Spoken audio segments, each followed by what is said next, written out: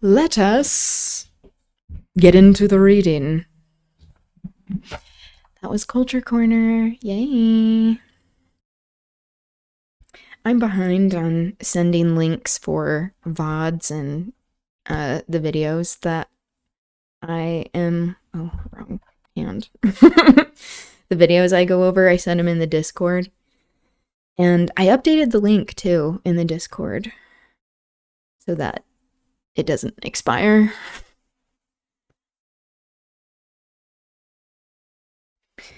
Okay, so the previous chapter that we read in the Scarlet Pimpernel, Chauvelin went and tried to meet up with the Scarlet Pimpernel. He only saw Sir Percy that was sleeping there. He was very confused, and Marguerite ended up leaving.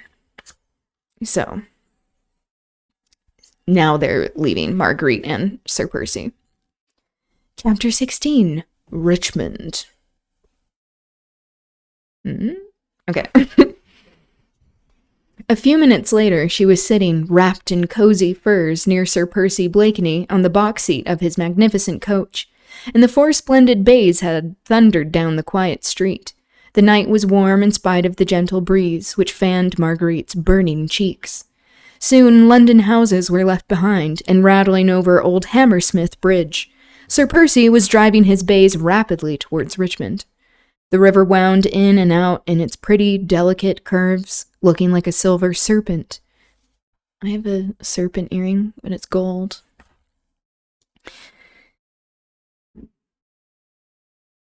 Where was I?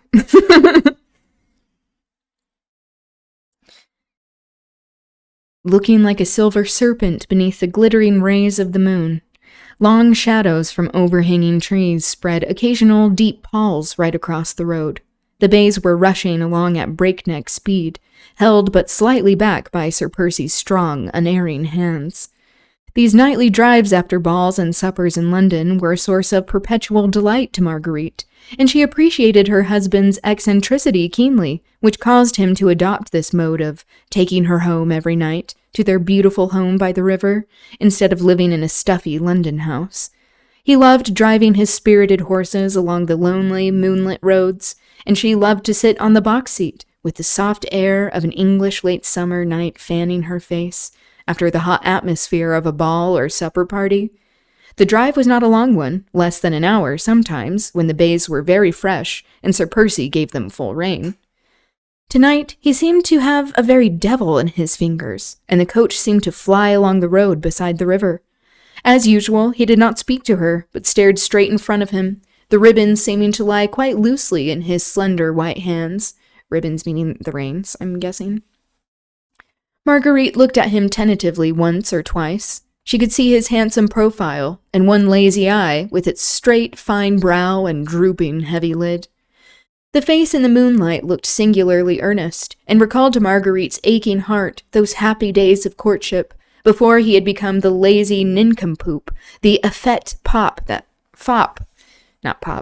means like effeminate, essentially. So, yes, foppish means like stylish, but also overtones of queerness, whose life seemed spent in card and supper rooms.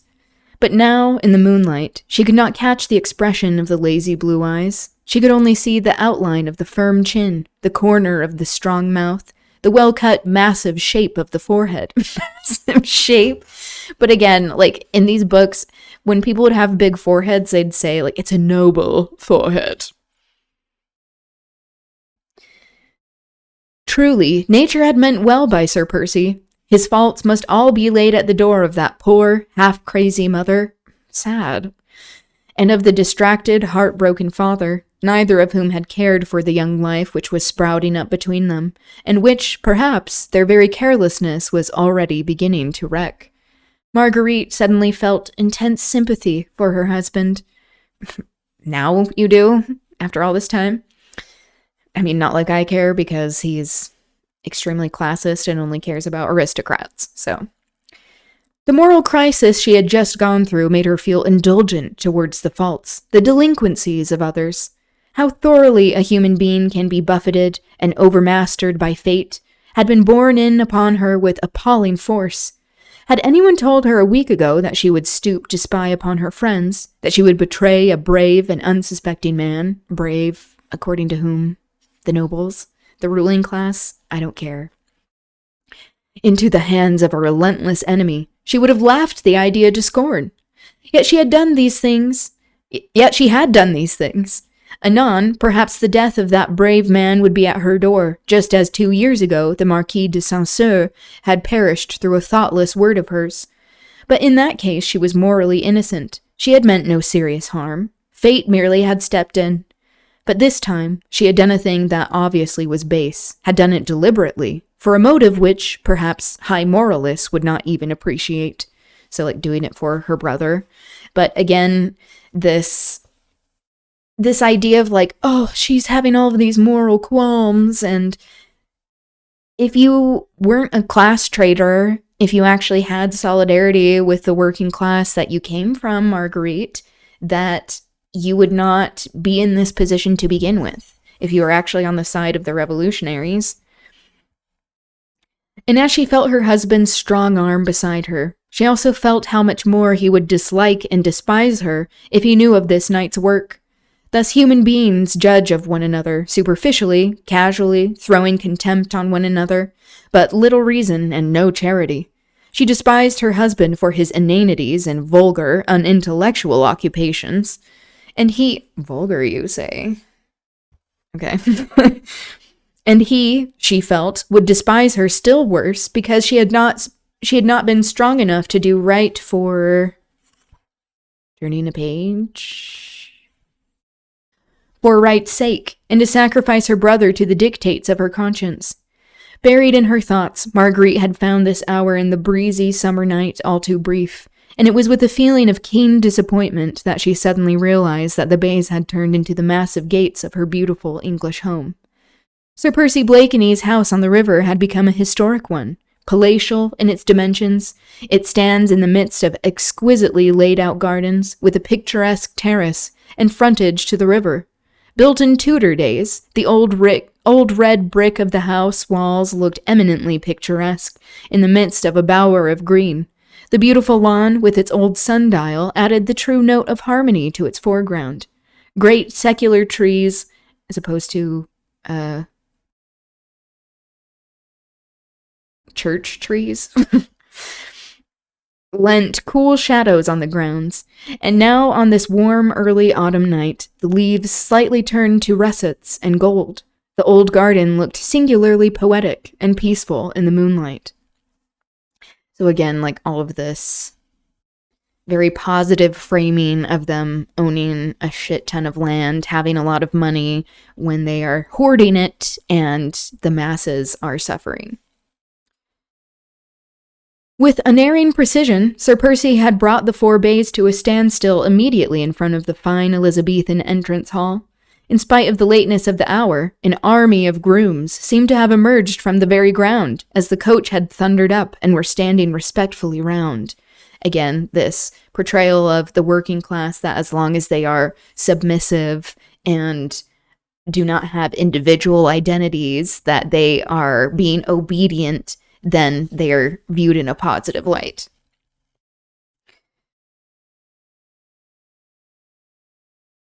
Sir Percy jumped down quickly, then helped Marguerite to alight. She lingered outside for a moment, whilst he gave a few orders to one of his men. She skirted the house and stepped onto the lawn, looking out dreamily into the silvery landscape. Nature seemed exquisitely at peace, in comparison with the tumultuous emotions she had gone through. She could faintly hear the ripple of the river, and the occasional soft and ghost-like fall of a dead leaf from a tree. All else was quiet round her. She had heard the horses prancing as they were being led away to their distant stables, the hurrying of servants' feet as they had all gone within to rest. The house also was quite still. In 2 separate suites of apartments, just above the magnificent reception rooms, lights were still burning. They were her rooms and his, well divided from each other by the whole width of the house, as far apart as their own lives had become. Which that was custom at the time for these nobles for them to be sleeping in different bedrooms, but then they like go visit each other's bedrooms if they're being like physically intimate. Involuntarily, she sighed. At that moment, she could really not have told why. She was suffering from an unconquerable heartache. Deeply and achingly, she was sorry for herself. Oh, so sad. Never had she felt so pitiably lonely, so bitterly in want of comfort and of sympathy. With another sigh, she turned away from the river towards the house, vaguely wondering if, after such a night, she could ever find rest and sleep. Suddenly, before she reached the terrace, she heard a firm step upon the crisp gravel, and the next moment her husband's figure emerged out of the shadow. He too had skirted the house and was wandering along the lawn towards the river. He still wore his heavy driving coat with the numerous lapels and collars he himself had set in fashion, but he had thrown it well back, burying his hands, as was his wont, in the deep pockets of his satin breeches. The gorgeous white costume he had worn at Lord Grenville's ball, with its jabot of priceless lace, looked strangely ghostly against the dark background of the house. And again, like the selling of lace was very colonized and using of slave labor a lot of the time. He apparently did not notice her, for after a few moments' pause, he presently turned back towards the house and walked straight up to the terrace. "Sir Percy!" He already had one foot on the lowest of the terrace steps, but at her voice he started and paused, then looked searchingly into the shadows whence she had called to him. She came forward quickly into the moonlight, and as soon as he saw her, he said, with that air of consummate gallantry he always wore when speaking to her, "At your service, madam." But his foot was still on the step, and in his whole attitude there was a remote suggestion, distinctly visible to her, that he wished to go and had no desire for a midnight interview. It's like, bitch, why are you keeping me up? I'm tired. "The air is deliciously cool," she said. "The moonlight peaceful and poetic, the garden inviting. Will you not stay in it a while? The hour is not yet late. Or is my company so distasteful to you that you are in a hurry to rid yourself of it?" "Nay, madam," he rejoined placidly, "but 'tis on the other foot the shoe happens to be. I'll warrant you'll find the midnight air more poetic without my company. No doubt, the sooner I remove the obstruction, the better your ladyship will like it." He turned once more to go. "I protest you mistake me, Sir Percy," she said hurriedly, and drawing a little closer to him. "The estrangement which, alas, has arisen between us was none of my making, remember." "Begad, you must pardon me there, madam," he protested coldly. "My memory was always of the shortest." He looked her straight in the eyes with that lazy nonchalance which had become second nature to him. She returned his gaze for a moment, then her eyes softened as she came up quite close to him, to the foot of the terrace steps. "Of the shortest, Sir Percy? Faith, how it must have altered! Was it 3 years ago, or 4, that you saw me for 1 hour in Paris on your way to the East? When you came back 2 years later, you had not forgotten me?" So, yeah, him going to the East, so going to pursue colonial extraction, probably. She looked divinely pretty as she stood there in the moonlight, with the fur cloak sliding off her beautiful shoulders. The golden embroidery on her dress shimmering around her, her childlike blue eyes turned up fully at him. Again, the childlike references, comparing her to a child, trying to be like, oh, she's so innocent, she can't be corrupt, or like she's a good person, trying to vindicate her of not being in solidarity with her class. Also the infantilization that supports patriarchy and female oppression. He stood for a moment rigid and still, but for the clenching of his hands against the stone balustrade of the terrace. "You desired my presence, madam," he said frigidly. I take it that it was not with a view to indulging in tender reminiscences? His voice certainly was cold and uncompromising, his attitude before her stiff and unbending. Womanly decorum would have suggested Marguerite should return coldness for coldness, and should sweep past him without another word, only with a curt nod of the head. But womanly instinct suggested that she should remain, that keen instinct which makes a beautiful woman conscious of her powers, long to bring to her knees the one man who pays her no homage. She stretched out her hand to him. Again, the beauty is supreme, and also how it's proximity to class and whiteness and wealth. Capital. Nay, Sir Percy, why not? The present is not so glorious, but that I should not wish to dwell a little in the past. He bent his tall figure, and taking hold of the extreme tip of the fingers which she still held out to him, he kissed them ceremoniously. "I'faith, madam," he said, "then you will pardon me, if my dull wit cannot accompany you there." Once again he attempted to go. Once more her voice, sweet, childlike, almost tender, called him back. "Sir Percy?" "Your servant, madam." "Is it possible that love can die?" she said with sudden, unreasoning vehemence. "Methought that the passion which you had once felt for me would outlast the span of human life. Is there nothing left of that love, Percy, which might help you to bridge over that sad estrangement?" His massive figure seemed, while she spoke thus to him, to stiffen still more. The strong mouth hardened, a look of relentless obstinacy crept into the habitually lazy blue eyes. "With what object, I pray you, madam?" he asked coldly. "I do not understand you." "Yet 'tis simple enough," he said, with sudden bitterness, which seemed literally to surge through his words, though he was making visible efforts to suppress it.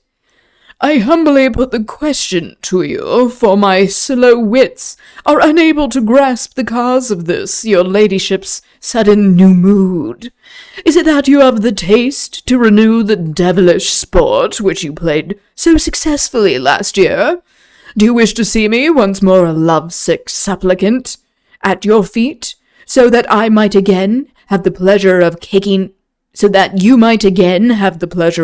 me aside like a troublesome lapdog?"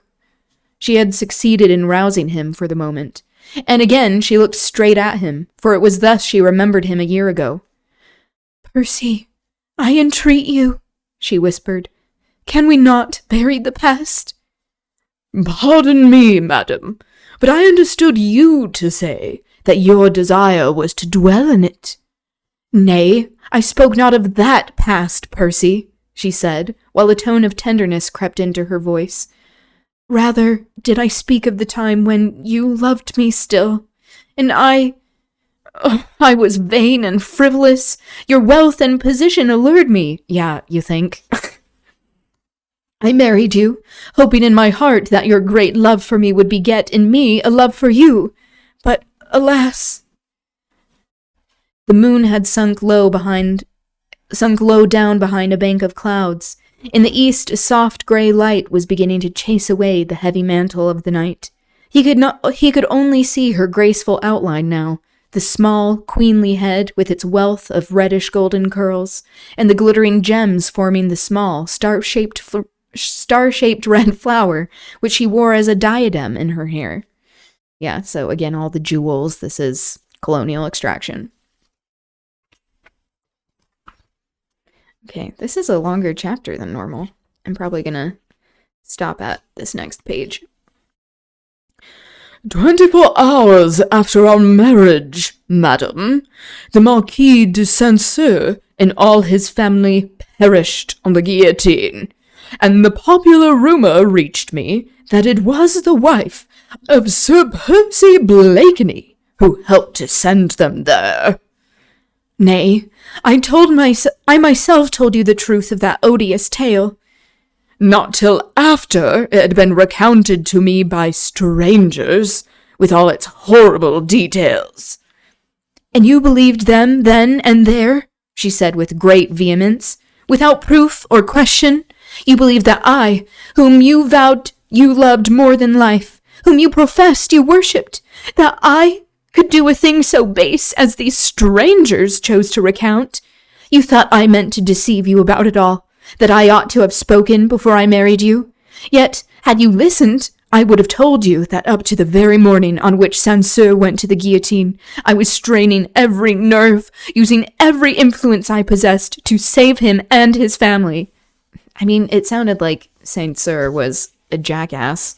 I don't know about his family, but my pride sealed my lips when your love seemed to perish, as if under the knife of that same guillotine. Yet I would have told you how I was duped. I whom that same popular rumor had endowed with the sharpest wits in France. I forget that she's French. I was tricked into doing this thing by men who knew how to play upon my love for an only brother and my desire for revenge. Was it unnatural? Nope. Her voice became choked with tears. She paused for a moment or two, trying to regain some sort of composure. She looked appealingly at him, almost as if he were her judge. Had he allowed her to speak on her own vehement, impassioned way, offering no comment, no word of sympathy? And now, while she paused, trying to swallow down the hot tears that gushed to her eyes, he waited, impassive and still. The dim gray light of the early dawn seemed to make his tall form look taller and more rigid. The lazy, good-natured face looked strangely altered. Marguerite, excited as she was, could see that the eyes were no longer languid, the mouth no longer good-humored and inane. A curious look of intense passion seemed to glow from beneath his drooping lids. The mouth was tightly closed, the lips compressed, as if the will alone held that surging passion in check. Marguerite Blakeney was, above all, a woman with all a woman's fascinating foibles. Again, these, strict gender roles. All a woman's most lovable sins. She knew in a moment that, for the past few months, she had been mistaken, that this man who stood before her, cold as a statue, when her musical voice struck upon his ear, loved her, as he had loved her a year ago, that his passion might have been dormant, but that it was there, as strong, as intense, as overwhelming, as when first her lips met his in one long, maddening kiss. Pride had kept him from her, and womanlike again, she meant to win back that conquest which had been hers before. Suddenly, it seemed to her that the only happiness life could ever hold for her again would be in feeling that man's kiss once more upon her lips. Okay.